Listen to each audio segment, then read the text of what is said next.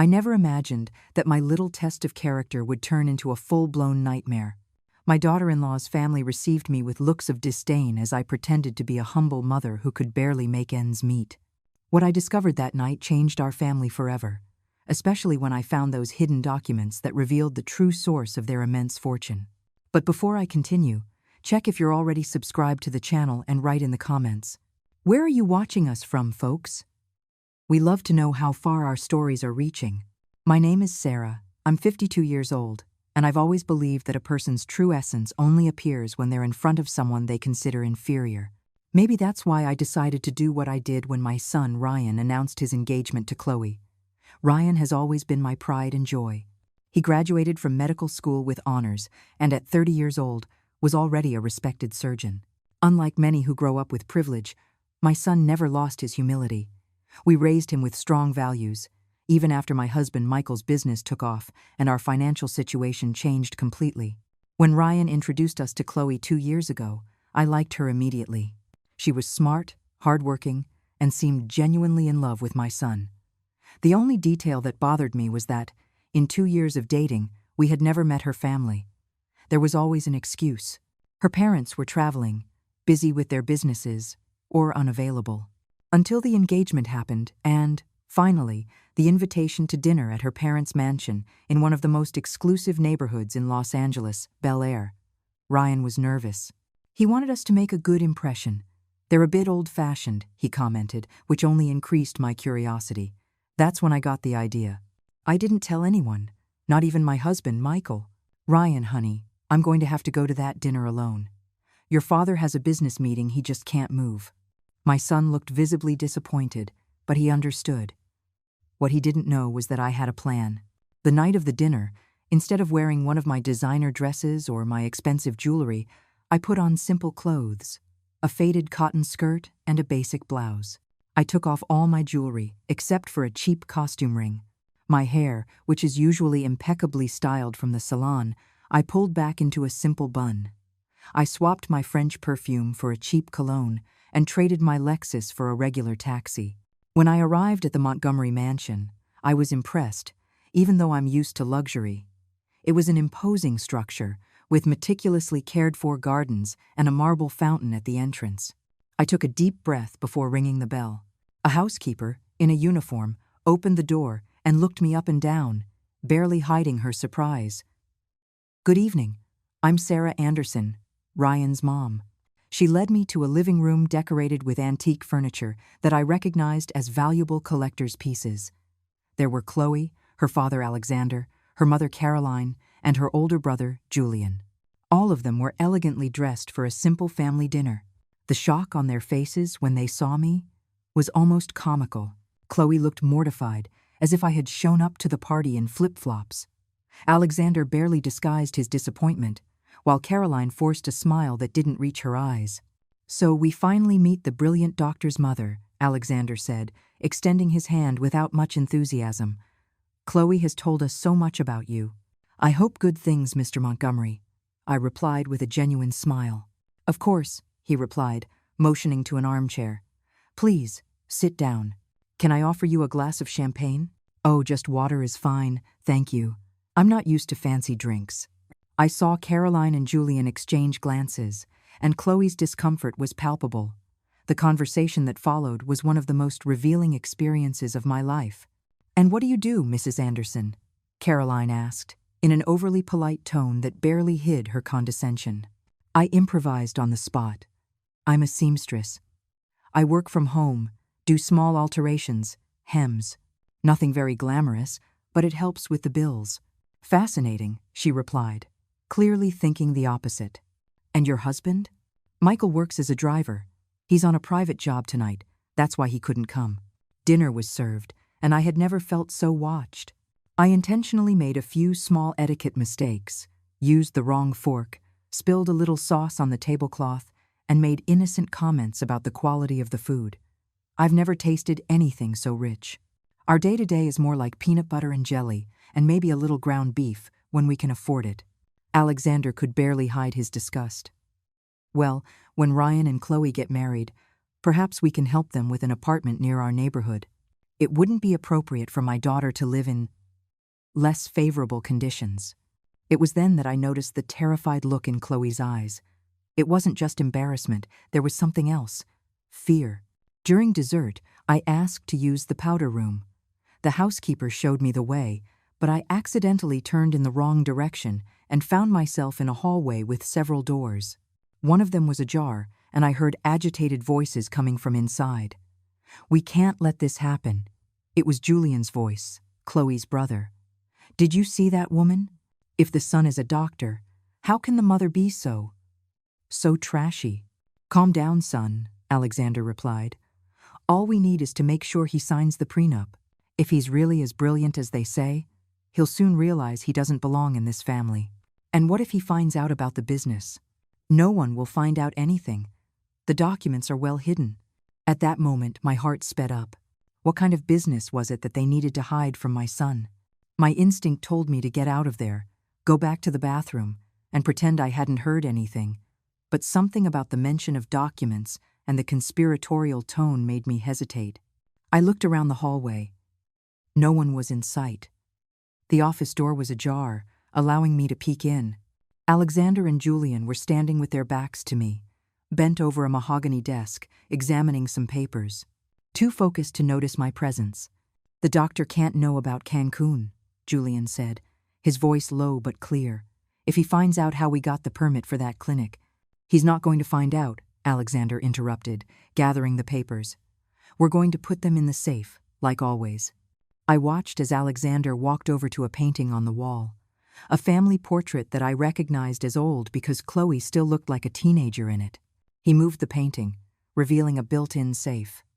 He quickly entered a combination and put the documents inside. I backed away silently, my heart pounding so hard I was afraid they could hear it. I found the bathroom, splashed cold water on my face, and tried to gather my thoughts. What could be so terrible about a clinic in Cancun that it needed to be hidden from my son? When I returned to the dining room, I forced myself to maintain the facade. I smiled naively as Caroline offered me coffee. "Is this instant coffee?" I asked, keeping up my act. "At home, we just drink the cheapest store-brand instant coffee." I saw Chloe shrink slightly in her chair. It seemed like every word I said made her sink deeper into her own discomfort. "Mrs. Anderson," Alexander began with his falsely friendly tone, "tell me, what are your thoughts on a prenuptial agreement? It's just a formality, of course, to protect the interests of both families." "Prenuptial?" I repeated, feigning confusion. "I'm sorry, I don't really understand much about those lawyer things. Ryan and I never talked about that." "Dad, please," Chloe interrupted, visibly uncomfortable. "Can we discuss this another day?" Alexander shot his daughter a severe look. "Darling, it's just business. Mrs. Anderson understands, don't you? We have to protect the family estate." "Of course," I replied meekly. "You have so much to lose, and we have so little to offer besides my son's character." I saw something change in Caroline's gaze, a flash of guilt, shame. It was so fast I almost doubted I'd seen it. The rest of the night passed in a poorly concealed tension. When I finally said goodbye, I refused Alexander's offer to have his driver take me home. "Don't worry, I already called an Uber. I'm used to it." In the car, I could finally breathe. My mind was buzzing with questions. What secret was Chloe's family hiding? What was in those documents about a clinic in Cancun? And most importantly, did Chloe know about it? When I got home, Michael was waiting for me anxiously. "How did it go? Why are you dressed like that?" I told him everything. My plan, the cold reception, the conversation I accidentally overheard. My husband knew me too well to scold me for my little performance.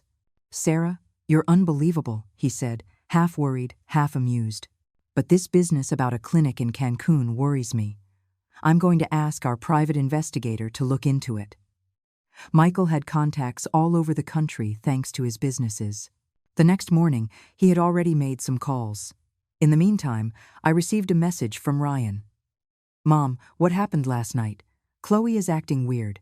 She said her parents were surprised by your simplicity.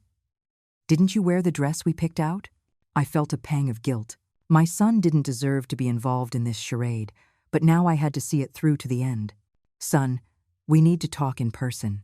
2 hours later, Ryan was in our living room, stunned by my confession.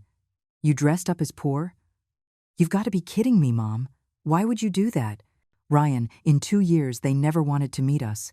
Didn't that seem strange to you? I wanted to see how they would treat someone they considered inferior. And how did it go? Exactly as I feared. But there's more, honey. I told him about the conversation I overheard, about the hidden documents, about Cancun. The color gradually drained from his face. Chloe never mentioned any family business in Cancun, he said thoughtfully. In fact, she rarely talks about her dad's business at all. Ryan, your father is already investigating. Maybe it's nothing, but… No, Mom. You're right to be suspicious. He looked devastated. I always felt there was something Chloe wasn't telling me, a shadow over her whenever the topic of her family's fortune came up. 3 days went by. Michael received a call from his contact, and his face grew serious as he listened. When he hung up, he turned to me with a grave expression. The clinic in Cancun was shut down 5 years ago following reports of illegal procedures, organ transplants without proper authorization, altering wait lists. The case was covered up, but there are records in the courts. And guess who the official owner was? A shell company that leads directly to Alexander Montgomery. I froze when I heard that. Illegal transplants? Altering wait lists? It was much worse than I had imagined. Michael, this is monstrous, I finally managed to say. People could have died while others skipped the line. My husband nodded grimly. According to my contact, there were at least 7 suspicious deaths of patients who were waiting for transplants. Patients who should have been prioritized but were passed over by others with generous donations to the clinic. The living room door opened, and Ryan walked in. From his pale face and red eyes, I knew immediately that he had overheard our conversation. Ryan, how long have you known this? His voice was choked with emotion. Michael walked over to his son. I just received this information. We were about to tell you immediately. Ryan collapsed onto the sofa, running his hands over his face. I'm a doctor. I swore to save lives, and I was about to marry into a family that profited from the deaths of innocent people. He looked up, devastated. Does Chloe know this? That was the million-dollar question. Did our future daughter-in-law know about the shady family business? We can't be sure, I answered cautiously. But I remember the fear in her eyes during the dinner. It wasn't just embarrassment about her boyfriend's simple mother. There was something more. Ryan was silent for a few minutes, processing everything. Finally, he stood up with determination. I need to talk to her. Now. Son, wait. Michael tried to calm him. We need to think about how to approach this.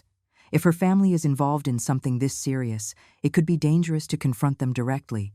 Ryan shook his head. I'm not going to confront the family. I'm just going to talk to Chloe. She deserves a chance to explain herself. We couldn't dissuade him. As Ryan left, I exchanged a worried look with Michael. We both knew that nothing would ever be the same again. The next few hours were agonizing. I tried calling Ryan several times, but he didn't answer. When the clock struck 11 o'clock at night and we still hadn't heard from him, my worry turned to panic. The doorbell rang, startling me. I ran to the door and opened it to find Chloe standing there, her face tear-streaked, trembling like a leaf in the wind. Sarah, she said, her voice barely a whisper. Can I come in, please? I stepped aside, letting her in. Michael appeared in the hallway, equally surprised. Is Ryan with you? I asked, trying to control my anxiety. She shook her head. He left my house 2 hours ago. I thought he was here. My heart sank. He hasn't come home, and he's not answering his phone. Chloe collapsed onto the sofa, her hands trembling so much she could barely hold her purse. It's all my fault. It's all my family's fault. Michael and I sat down across from her, exchanging worried glances. Chloe, I began gently, we need you to be completely honest with us right now. What do you know about the clinic in Cancun? She lifted her red, swollen eyes to us. For a moment, I thought she would deny everything, but then I saw her face crumble. I found out 3 years ago, she said, her voice breaking. I found some documents in my dad's office. I confronted him, and he swore to me that everything was legalized, that they were just alternative procedures to save lives. She swallowed hard. I wanted to believe him. He's my dad, you know. But then I saw the names, the dates, the amounts. And you didn't report it? Michael stated, without judgment in his voice. I was scared, she confessed, the tears flowing freely now. My dad has connections everywhere. And then I met Ryan. And he is, everything I ever wanted in my life. Someone good, genuinely good. She looked at me directly. I was planning to tell him everything after the wedding, when we were far away, maybe even in another country. But now he knows. He knows, I said, watching her reaction carefully. Chloe nodded miserably. He was so furious. I've never seen him like that. He said he needed to think, that he didn't know if he could ever look at me again without seeing all those people who died waiting for organs that were sold to the highest bidder. At that moment, my phone rang. It was an unknown number. I answered, my heart pounding. Mrs. Sarah Anderson? Yes, this is she. We're calling from St. Mary's Hospital. Your son, Ryan Anderson, was admitted to the emergency room about half an hour ago. The world stopped. It can't be. What happened to my son? Michael and Chloe moved closer, the tension obvious on their faces. He was in a car accident. He's stable, but we need the family to come immediately. I hung up the phone and looked at Michael and Chloe. Ryan had an accident. He's at St. Mary's Hospital. The drive to the hospital was a blur. Chloe insisted on coming with us, and we didn't have the heart to refuse her. On the way, I couldn't help but wonder if the accident had really been an accident. If the Montgomery family found out that Ryan knew their secrets, I pushed the thought away. I couldn't let fear consume me now. At the hospital, we were led to a waiting room. The doctor who came to speak to us was a colleague of Ryan's. Dr. Paulo, how is my son? I asked, barely containing the desperation in my voice. He's stable, Mrs. Anderson. He suffered a concussion and some broken ribs, but nothing life-threatening. He hesitated. However, there is something strange about the accident. Strange how? Michael asked, his voice tense. The skid marks on the road suggest that another vehicle may have forced his car off the track. The police are investigating. Those words confirmed my worst fears. It hadn't been a simple accident. Someone had deliberately tried to hurt my son. I glanced at Chloe, who looked like she had lost all the color in her face. Can I see him? I asked the doctor, my voice trembling. Doctor, Paulo nodded. He's conscious, but on painkillers. Try not to upset him. We followed him down the hall to the room where Ryan was. My heart ached seeing my son lying in that hospital bed, with a bandage on his forehead and a heart monitor beside him. His eyes were closed, but they opened when we entered. Mom, Dad. His voice was hoarse. I rushed to his side, holding his hand. Michael stood on the other side of the bed, placing a comforting hand on his son's shoulder. We're here, son, Michael said, his voice calm despite the storm of emotions I knew he was facing. Ryan then noticed Chloe, standing hesitantly in the doorway. His expression hardened immediately. What is she doing here? He asked, his voice now harsh. She came with us, I explained gently. She was worried about you. Ryan looked away. Dr. Paulo said my accident might not have been an accident. I nodded grimly. He told us. Ryan, what happened? He closed his eyes for a moment, as if gathering strength. After I left Chloe's house, I went for a drive to clear my head. I was on the canyon road when I noticed a black SUV following me. It seemed strange, but I didn't think much of it until it sped up and started cutting me off. I tried to swerve, but he swallowed hard. The car slammed into the side of mine, forcing me off the road. I hit a tree. The last thing I remember is seeing the SUV speeding away. Chloe sobbed from the doorway. It was my brother, she said in a broken voice. I'm sure it was Julian. We all turned to her, shocked by the confession. How can you be sure? Michael asked, his voice controlled, but his eyes burning with fury. Julian has a black SUV. And when I got home after talking to Ryan, I overheard my dad on the phone with him. My dad sounded furious. He was saying something like, "You went too far," and that wasn't part of the plan. When they realized I had arrived, they hung up immediately. Ryan looked directly at Chloe, his eyes a mixture of pain and confusion. Why didn't you tell me about Cancun before, all these years? Chloe approached the bed, tears streaming freely down her face. I was scared, Ryan. Scared of losing you. Scared of my dad. He always said family is everything, that we have to protect the Montgomery name above all else. When I found out about the clinic, I felt so dirty, like I was carrying the weight of all those lives. And so you decided to marry a doctor? Ryan's voice was bitter. To clear your conscience? Chloe shook her head vehemently. No, I fell in love with you for the man you are, not your profession. I wanted to tell you everything, I swear. Her voice dropped to a whisper. I planned to do it after we were married, far away from my family's influence. A heavy silence fell over the room. Finally, Michael spoke. We need to go to the police. We have to report what we know about the clinic and about this attempt on Ryan's life. Chloe paled even further. My dad will know it was me. He's never forgiven anyone who crossed him. And what do you suggest? That we do nothing while your brother tries to kill our son? My voice came out harsher than I intended. Chloe looked down. I'm not saying that. I'm just scared. Ryan surprised us by reaching out his hand toward Chloe. You don't have to face him alone. We can protect you. I looked at my son, astonished by his capacity for compassion even at this moment. Ryan, I can see the pain in her eyes. Chloe may have made the mistake of hiding the truth, but she's not responsible for her father's crimes or her brother's actions. And if she testifies, we'll have a better chance of getting justice. Michael checked his watch. It's almost 2 o'clock in the morning. Let's wait until early tomorrow to go to the station. Ryan needs to rest, and we all need to think clearly about how to proceed. I reluctantly agreed. One of us should stay here with Ryan tonight. I'll stay, Michael offered. You and Chloe go home and get some rest. Come back in the morning, and then we'll decide our next steps. I hesitated, not wanting to leave my son, but Michael was right. We needed to be rested for what was to come. I kissed Ryan's forehead and promised to be back first thing. On the way home, Chloe sat silently in the back seat of the car. Only when I parked in our garage did she speak.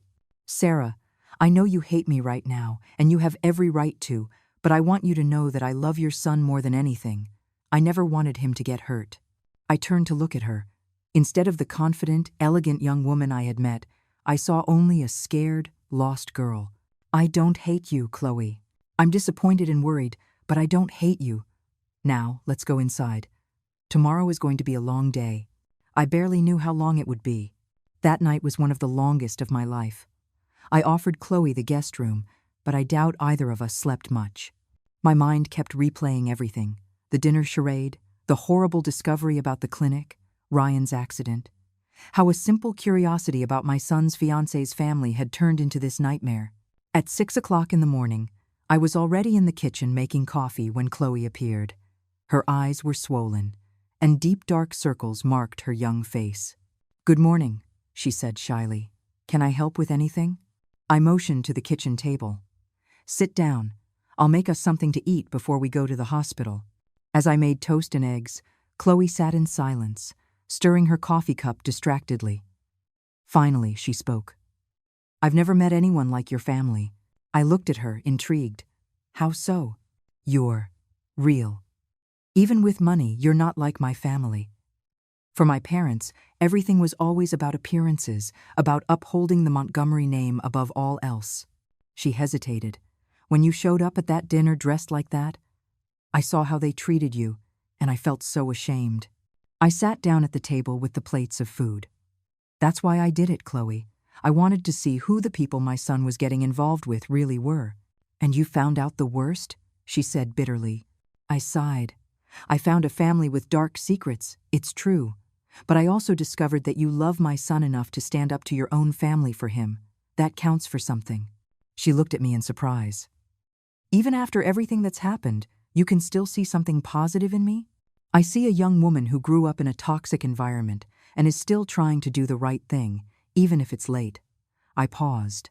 But Chloe, from now on, the truth is the only way. We can't have any more secrets. She nodded, her eyes welling with tears. I promise. I won't hide anything else. We finished breakfast in a tense silence and got ready to leave. Just as I was about to grab the car keys, my cell phone rang. It was Michael. Sarah. His voice was tense. Ryan's being discharged.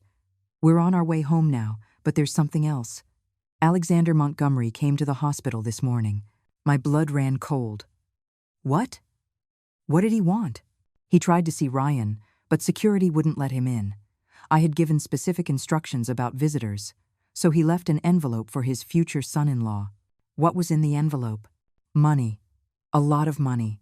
And a note that said, "For your medical treatment, we hope you recover quickly and forget this unhappy incident." I felt my rage build. Does he really think he can buy our son's silence? Apparently. But this only proves he's involved. No one offers money like that unless they're trying to cover something up. I looked at Chloe, who seemed to be listening to my side of the conversation with growing dread. "We're heading home right now," I told Michael. "We'll be there in 20 minutes. I hung up and turned to Chloe, whose face had gone even paler. "My dad went to the hospital, didn't he?" she asked, her voice barely a whisper. I nodded grimly. "Yes. And he left Ryan money with a message suggesting he forget the incident." Chloe closed her eyes, as if in physical pain. Classic Dad. He's always believed money can solve any problem. "Well, he's about to find out there are some things money can't buy," I replied, grabbing my purse. "Let's go." Michael and Ryan are on their way. During the drive, Chloe was silent, lost in her own thoughts. When we arrived at the house, Michael's car was already in the driveway.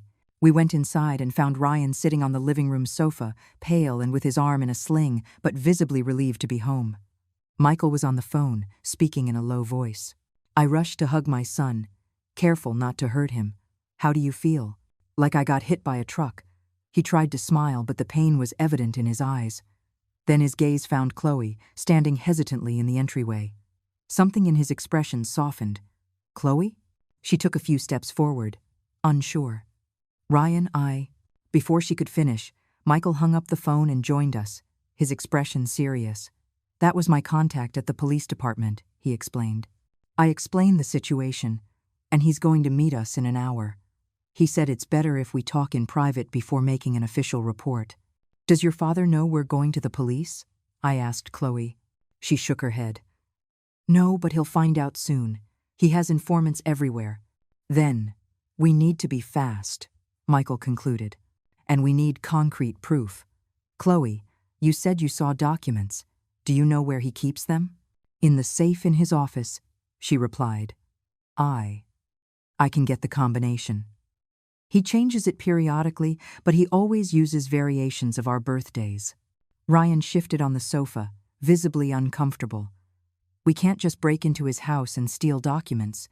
That would be illegal." "Not as illegal as trying to have you killed," I retorted, more harshly than I intended. "Sarah's right," Michael said, his voice calm but firm. "We need those documents. My police contact can get a search warrant, but it will take time, and by then Alexander will have destroyed everything." "I can go back there," Chloe offered, surprising everyone. "I can say I forgot some things, that I need clothes. They won't suspect me." Ryan stood up immediately, ignoring the pain. "No, it's too dangerous." "Ryan's right," I agreed. "If your dad or your brother suspects." "It's our only chance," Chloe insisted, a new determination in her eyes. "I know that house better than anyone. I know when my dad will be in meetings, when my mom goes to her club, and Julian is rarely home during the day." Michael and I exchanged looks. He nodded slightly. "She's right. It's risky, but it might work." "No," Ryan protested again. "There has to be another way." Chloe walked over to him, taking his hands in hers. "Ryan, I need to do this, not just for you, but for all those people who died waiting for transplants that were sold. I need to start making up for the damage my family caused." I saw the conflict in my son's eyes, between his fear for her and his recognition of the bravery she was showing. "Okay," he finally relented. "But you're not going alone. I'll go with you." "Ryan, you can barely stand," I argued. "I don't need to stand. I can wait in the car, be the getaway driver." He tried to smile, but I saw how determined he was. Besides, if something goes wrong, I'm the one person her family won't try to hurt immediately. Don't be so sure about that, Chloe muttered. Michael checked his watch. We have to decide now. The investigator will be here in 40 minutes. I looked at Chloe, at her young face, now set with a steely resolve. When would be the best time to get into the house? This afternoon, she replied without hesitation. It's Tuesday. My dad has bank meetings late. My mom has her spa day on Thursdays, but today she has a charity luncheon that lasts all afternoon. And Julian. She hesitated. Well, he usually doesn't come home until late at night. Then it's this afternoon, Michael decided. But we need a detailed plan, and you're not going alone, Chloe. I already said I'll go with her, Ryan insisted. No, son. Michael was firm. You were just discharged from the hospital. Sarah will go with Chloe. Me? I asked, surprised. Michael nodded. You've been in the house. You know the layout. And if anyone asks, you can say you're there to pick up Chloe's things like a concerned future mother-in-law. The idea made me nervous, but Michael was right. It was the most logical option. All right, I agreed, turning to Chloe. But we have to be fast and quiet. She nodded, and for the first time, I saw a glimmer of what might be hope in her eyes. Thank you, she said simply, for trusting me after everything. Don't thank me yet, I replied. We still have to get those documents. The plan was relatively simple, at least in theory. Chloe and I would go to the Montgomery mansion around 2 o'clock in the afternoon, when both Alexander and Caroline would be out. Chloe would use the excuse of grabbing some clothes and personal items, and I would accompany her as emotional support. Once inside, she would discreetly lead me to Alexander's office, where we would try to open the safe and photograph the documents about the Cancun clinic. Michael gave us a small device that looked like an ordinary pen, but was actually a high-resolution camera. We use this to document contracts in meetings, he explained. Just press the top to capture the image. The police investigator, Commander Mendez, arrived promptly. He was a middle-aged man with sharp eyes that seemed to notice every detail of the room. Michael had known him for years, and there was a mutual trust between them. We explained the situation, and Chloe recounted everything she knew about her father's shady dealings. The commander listened intently, taking occasional notes. This is extremely serious, he said finally. If we can prove Alexander Montgomery's involvement with that clinic in Cancun, we're talking about multiple serious charges, not to mention the attempted murder of Dr. Anderson. And what about my family's safety? Michael asked. Alexander Montgomery is a powerful man with a lot of connections. As soon as we make the formal complaint, I can provide police protection, the commander guaranteed. But we need concrete evidence. The documents you mentioned would be crucial. We'll get them this afternoon, I stated, with more confidence than I actually felt. The commander looked at me with a mixture of concern and admiration. It's risky, Mrs. Anderson. If you're caught, we won't be, Chloe interrupted. I know every corner of that house, and I know exactly when everyone will be out. Even so, I'd prefer you have backup, the commander said thoughtfully. I can park an unmarked car a block from the mansion. Any sign of trouble, you call this number. He handed us a card with a cell phone number. We spent the next hour refining the details of the plan. Ryan was still visibly upset about not participating directly, but he finally relented when Michael suggested he could be more useful analyzing the documents later with his medical knowledge. When the commander left, we had only a few hours until it was time to act. Michael insisted we all eat something, although no one had much of an appetite. You need your strength, he said, making sandwiches. We don't know what the rest of the day will be like. As we ate in tense silence, I watched Chloe. There was a subtle but undeniable transformation in her. The sophisticated, somewhat distant young woman I had met 2 years ago now seemed more human, more vulnerable, but also stronger in a way. I realized that, despite everything, I was starting to admire her. At 1:30 in the afternoon, it was time to leave. Ryan hugged Chloe for a long time, whispering something in her ear that made her smile through her tears. Michael held me tight. Be very careful, he murmured. If you sense anything wrong, get out immediately. No document is worth your life. Don't worry, I replied, trying to sound confident.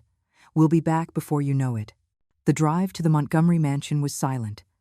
Chloe seemed lost in thought, staring out the window as I drove. Finally, as we turned onto the tree-lined street where the property was located, she spoke. I never thought I'd be doing this one day, betraying my own family. You're not betraying your family, Chloe, I replied gently. You're choosing to do the right thing, even when it's hard. That takes more courage than blindly following family loyalties. She looked at me with gratitude in her eyes.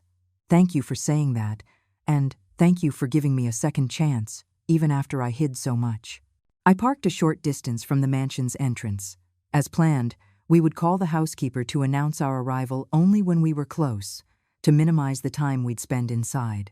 Chloe took her cell phone out of her purse and dialed. Maria? Hi, it's me, Chloe. I'm stopping by to get some clothes and documents. Yes, I'm with Ryan's mom. No, we don't need anything. We're just going to be in and out quick. My dad and mom aren't home, right? Perfect. We'll be there in 5 minutes. She hung up and turned to me. All set. Maria is the only one home, and she's usually in the kitchen or the service area. I drove up to the imposing gates of the mansion. Chloe entered a code, and the gates swung open silently. As we drove up the long, circular driveway, I felt my heart quicken. Maria, a middle-aged woman in a spotless apron, greeted us at the door with a gentle smile. Miss Chloe, how nice to see you. And Mrs. She clearly hesitated, not recognizing me from my previous, costumed visit. Sarah Anderson. I introduced myself with a smile. Ryan's mom. Oh, yes, of course. She opened the door wider. Please come in. We're just going up to my room and to the office to grab some university documents, Chloe explained casually. Don't worry about us, Maria. As you wish, miss. I'll be in the kitchen if you need anything. As soon as Maria walked away, Chloe led me upstairs. My room first, she whispered. So it doesn't look suspicious. Chloe's room was exactly as I would have imagined. Elegant, sophisticated, in shades of gray and pale pink. She quickly grabbed a small suitcase and started putting some clothes and personal items into it. We have to be quick, she murmured. The office is on the ground floor, near the living room. After a few minutes, we went downstairs with the suitcase. Maria was nowhere in sight. Chloe guided me down a side hallway to a carved, dark wood door. My dad's office, she whispered. It's usually locked, but... She pulled a key from her purse. I took it from my mom's keychain before I left home yesterday. The door opened silently. The office was an imposing room, with floor-to-ceiling bookshelves, a massive mahogany desk, and, on the wall behind it, the family portrait I had seen during my first visit. Chloe gently closed the door behind us and walked over to the painting. The safe is behind here. She moved the painting, revealing a digital safe built into the wall. Her fingers trembled slightly as she entered a combination. It's his birthday, followed by mine, she explained in a low voice. There was a soft click, and the safe door swung open. Inside were several folders, documents, and a small box that looked like it held jewelry. This one, Chloe said, pulling out a red folder. Here are the documents about Cancun. She opened the folder on the desk, and we began to quickly examine the papers. They were contracts, bank transfers, lists of names with values written next to them, and correspondence between Alexander and doctors at the clinic. Even with my quick read, the content was shocking. Explicit instructions to prioritize patients who paid special fees, ignoring the official transplant list order. My God, I murmured, feeling sick as I read the details. How can anyone do this? Chloe didn't answer, just kept turning the pages while I photographed each document with Michael's camera pen. We were so focused that we didn't hear the footsteps approaching until the office door was abruptly thrown open. I knew you'd come back. We froze, staring at the figure in the doorway. Julian Montgomery, Chloe's brother, was staring at us with a cold smile on his lips. Time seemed to freeze. Julian stood in the office doorway, blocking our only exit. He was impeccably dressed in a dark gray suit, but there was something in his eyes that sent a chill down my spine, a calculating coldness that reminded me of a predator. Julian, Chloe managed to say, her voice trembling, I thought you were at the office today. Clearly, he replied, his gaze shifting from Chloe to me, and then to the documents scattered on the desk. And I see you brought the mother-in-law, or should I say, the fake pauper. Impressive performance at that dinner, Sarah. You almost had me convinced. I tried to stay calm, even though my heart was pounding in my chest. Julian, it's not what it looks like. It's not? He took a step into the room, closing the door behind him. I heard the click of the lock engaging. It looks like you're stealing private documents from my father's office. Or perhaps evidence is the word you're looking for. Chloe moved slightly in front of me, a protective gesture that surprised me. Julian, please, do you even know what's in these documents? Do you know what Dad did? People died. Business is business, little sister, he interrupted coldly. Always so sensitive, aren't you? That's why Dad never trusted you with the family's affairs. He knew you were weak. It's not weakness to have a conscience, I retorted, my voice firmer than I expected. Julian laughed, a humorless sound. Says the woman who pretended to be poor to test others. Very moral of you. At least I didn't try to kill anyone, I replied, watching his reaction carefully. His face betrayed no emotion, but I saw a slight hardening in his gaze. I don't know what you're talking about. Ryan's accident wasn't an accident, Chloe said, her voice stronger now. It was you in the black SUV, wasn't it? You tried to kill him because he found out about the clinic. Julian shrugged, not denying it. If the brilliant doctor had kept his nose out of our business, none of this would be necessary. He looked directly at Chloe. Dad trusted you, and you betrayed him. For a man you've only known for 2 years. Where's your loyalty, Chloe? My loyalty is with what's right, she replied, lifting her chin. Ryan didn't deserve what you did. None of those people on the waiting list deserved what Dad did. How noble, Julian sneered. Then his gaze returned to the documents. Well, unfortunately for you, I can't let you leave here with this. He moved his hand inside his jacket, and for a terrible moment, I thought he was reaching for a gun. Instead, he pulled out a cell phone. I'm calling Dad now. He'll know what to do with you two. It was our chance, maybe the only one we'd get. While Julian was distracted with the phone, I exchanged a quick glance with Chloe. She nodded imperceptibly, understanding my intention without words. Before you do that, I said, stepping forward to draw his attention, you should know we're not alone. Julian paused, his finger hovering over the phone's screen. What do you mean? The police are outside. I lied with all the conviction I could muster.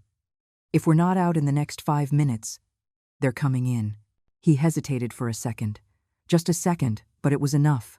Chloe grabbed the heavy bronze sculpture that decorated her father's desk and in a swift motion that took me by surprise, threw it in her brother's direction.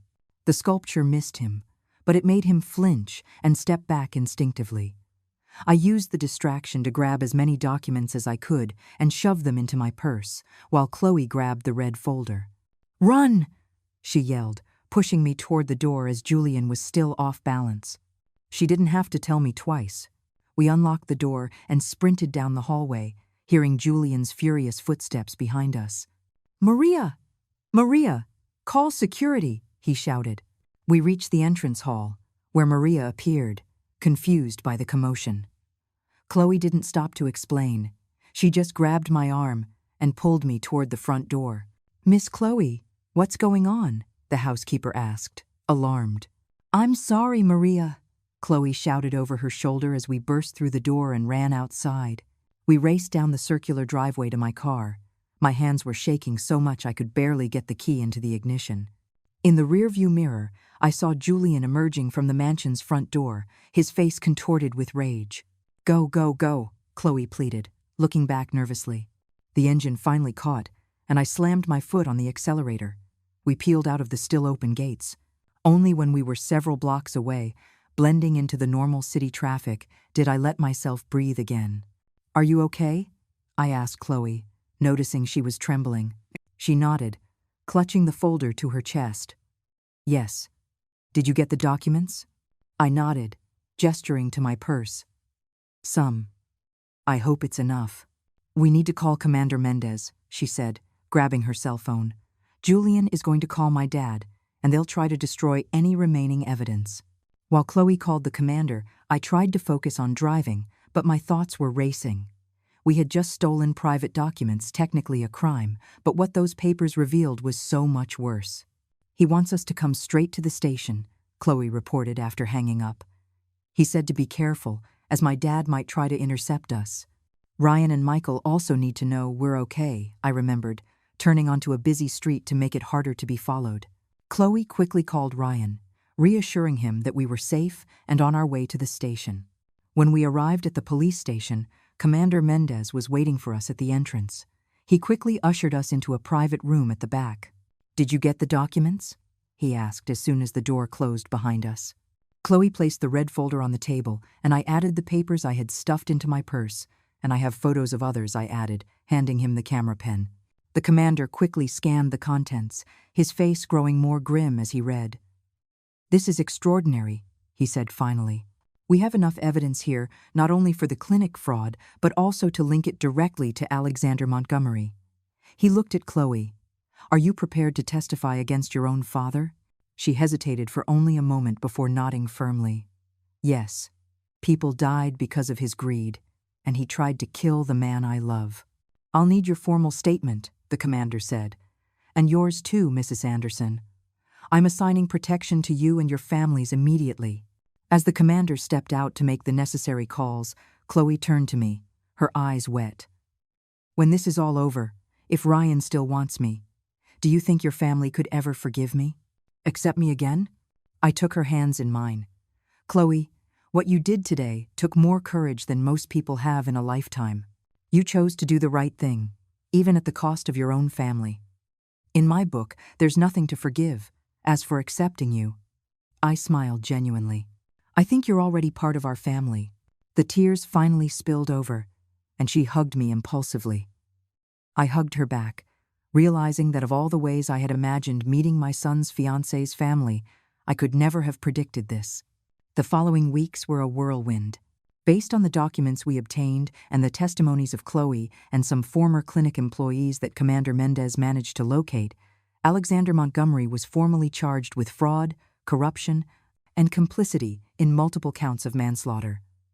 Julian was also charged, both for the crimes related to the clinic and for the attempted murder of Ryan. Alexander's arrest created a scandal that rocked the entire high society. The Montgomery financial empire began to crumble as investors and business partners pulled away, fearing association with the scandal. Caroline, Chloe's mother, filed for divorce, claiming complete ignorance of her husband's business dealings, a claim few believed, but no one could prove otherwise. Throughout it all, Chloe remained by Ryan's side. The engagement had been officially called off.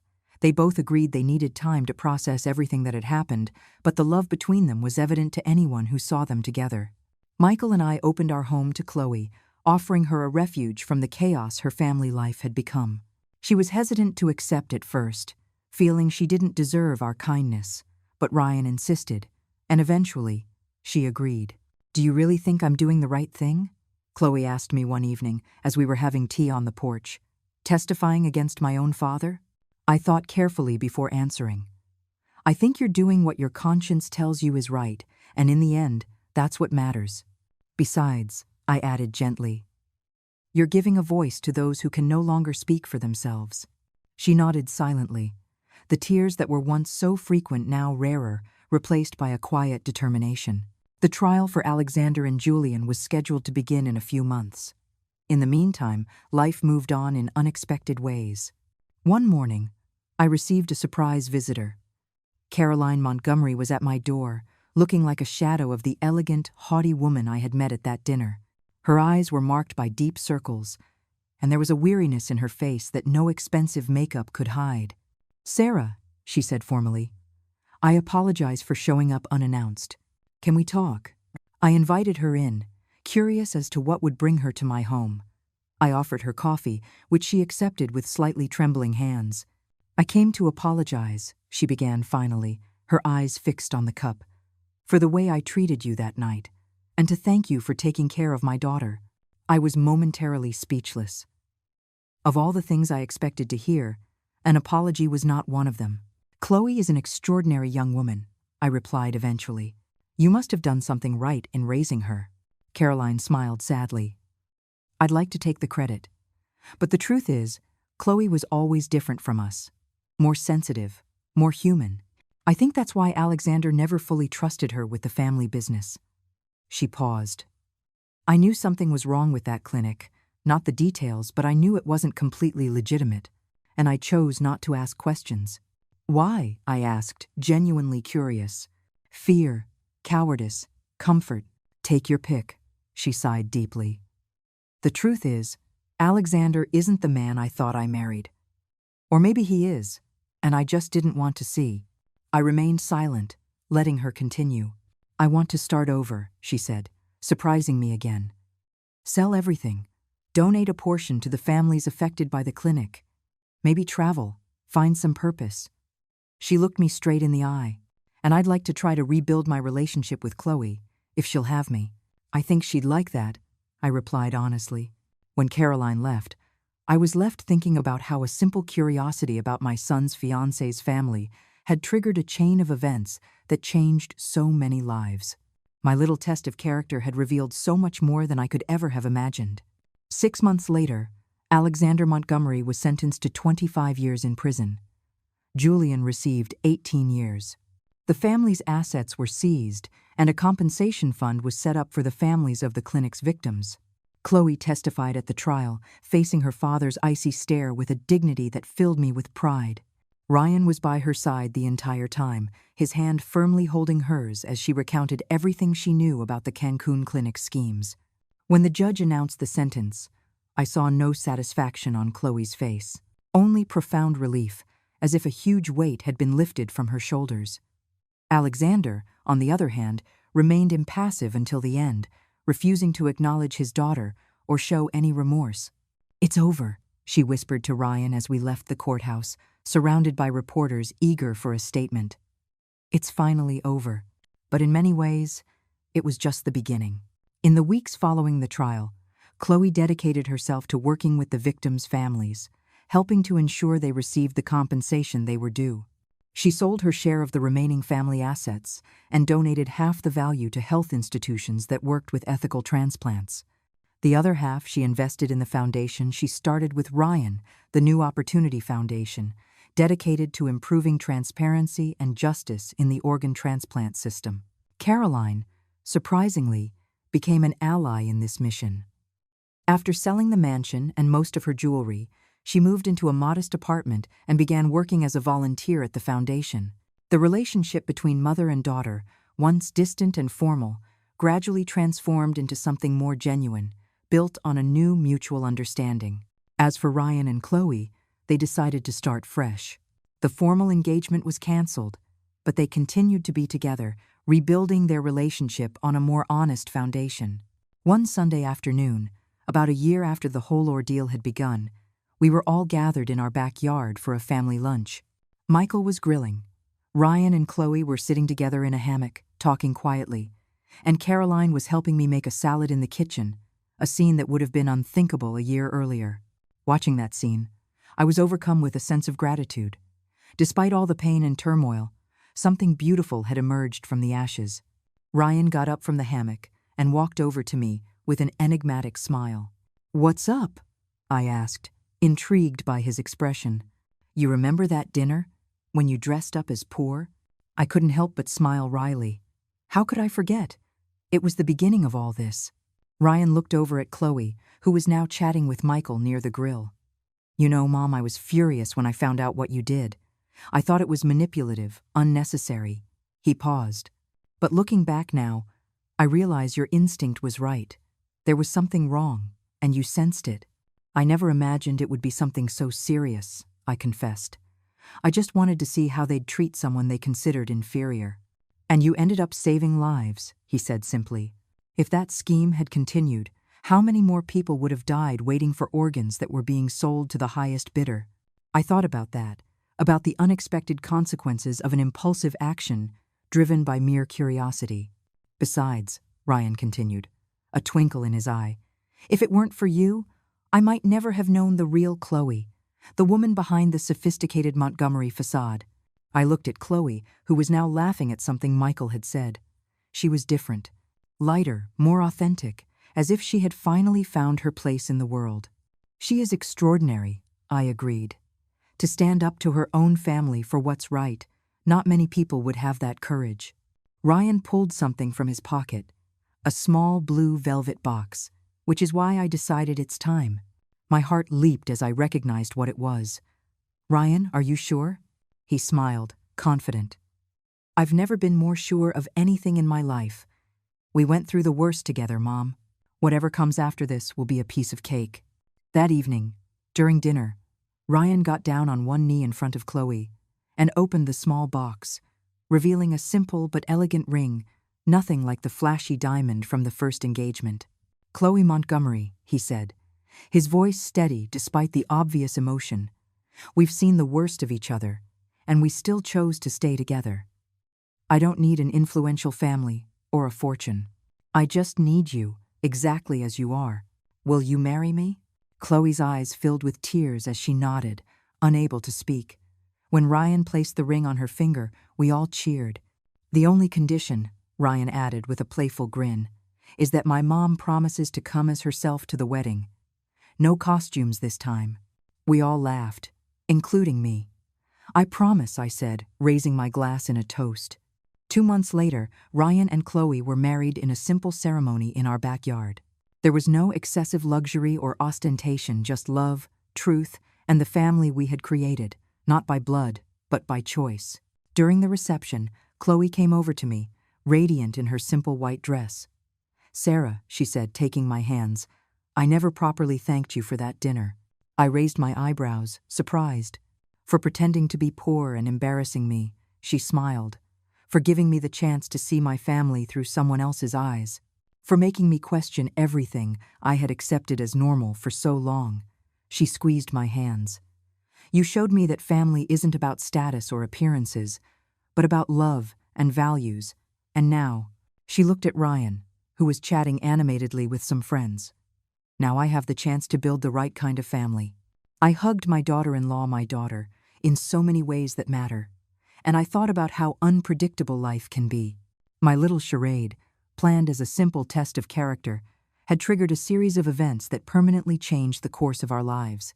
I still think sometimes about the families of those who died waiting for organs that never came because of Alexander Montgomery's greed. I think about how, in some small way, a delayed justice was served for them. How, from the ashes of a tragedy, something new and hopeful was born. And I think about how we should never judge someone just by the name they carry or the family they come from. Chloe proved that we are defined not by our origins, but by the choices we make when faced with the truth. Today, 3 years after that fateful dinner, Ryan and Chloe are expecting their first child. The New Opportunity Foundation has already helped implement new transparency protocols in dozens of hospitals. Caroline has found a new purpose as a volunteer lawyer for low-income families, and I've learned that sometimes the greatest gifts come from the most unexpected places. I still wonder occasionally what would have happened if I had just gone to that dinner as myself, dressed in my expensive clothes and fine jewelry. Maybe Alexander would have treated me with respect. Maybe we never would have discovered his crimes. Maybe more people would have died. But one thing is for sure. I will never regret that night I pretended to be poor to meet my daughter-in-law's family, and I ended up discovering a devastating secret that would change our lives forever.